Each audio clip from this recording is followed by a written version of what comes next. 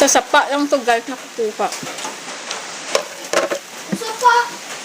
Sa sapa. Sa walog. Sa sapa. Sa walog. Ilaw. Masarap. Prito. Ah, ilaw.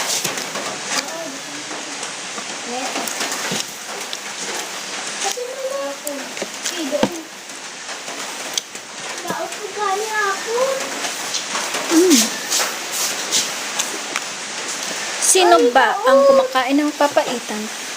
Doot. May libreng ulam ka na sa hirap ng panahon ngayon. Kailangan mong makasave.